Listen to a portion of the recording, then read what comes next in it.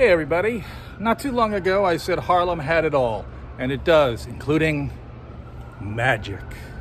In fact, the most famous magician in the entire world, the person whose name is synonymous with magic, lived in this house at 278 West 113th Street between 1903 and 1926. And we all know who that is. Erich Weisz. Don't know who Erich Weisz is?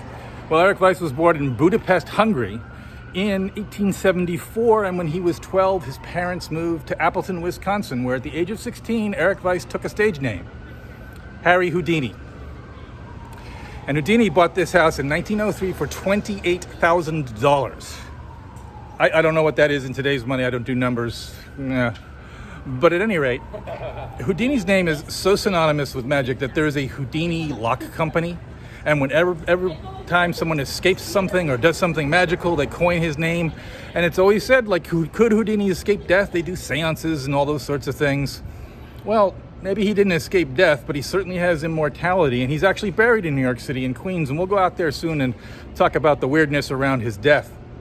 But for now, we all know that Houdini's most famous trick was the escape from the Chinese water torture cell, where he was suspended from stocks upside down in a tank of water, and he would escape. The curtain would come back, and he would wait anywhere between 30 minutes to an hour to come out to really build the tension. Want to know how he did it? Now's your chance. You can stop the video. Houdini had his assistant come, unlock the stocks, which were gimmicked, as they say in magic. Houdini turned around, swam up, they undid the handcuffs, and he would sit on top of the water torture chamber cell until he felt that dramatic tension had been reached. Now, that's really not all that great. It is a trick. He did build the water torture chamber cell himself. You know he's gonna get out of it. But to have the guts to be suspended upside down in gallons of water where you're handcuffed and you're relying on someone to be there for you. Houdini could hold his breath, and he had trained himself to do this for 3 minutes, which meant he could pass what they call the breaking point when you're drowning. The breaking point is when you have to inhale. But he could get past that.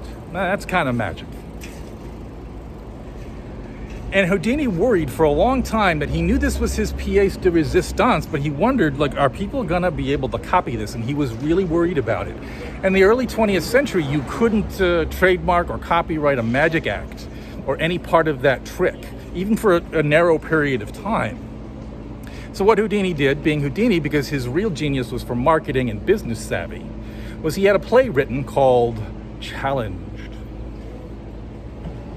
where men would talk about what Houdini could do and what he couldn't do, and Houdini himself would appear on stage, and then he would escape from the Chinese water torture cell. And the play was only put on once in Sydney, Australia, where tickets cost a guinea. That's 166 English pounds. That's like $180 today, and only one person came to see that play because it was only performed once. But it was performed once, and the play was copyrighted, and the Chinese water torture cell was in that play. So if you copied it, you were infringing on Houdini's copyrights. Moreover, most people couldn't figure out how he did it, and on top of that, who has the guts to be suspended underwater in the Chinese water torture chamber cell? So Houdini may not have been the greatest magician, and in fact, there was a man named Die Verdon. You know, when magicians have you sign your name on a card, Die Verdon came up with that. And he actually showed that trick to Houdini, and he could never figure it out. And Houdini had a challenge that said, show me any card trick, and in 3 times of that card trick, I can tell you how he did it. And he could never figure out Verdon's card tricks. So he hated him, of course. Verdon didn't have a $28,000 house. So we'll see you soon here on 1 Minute Walking Tours.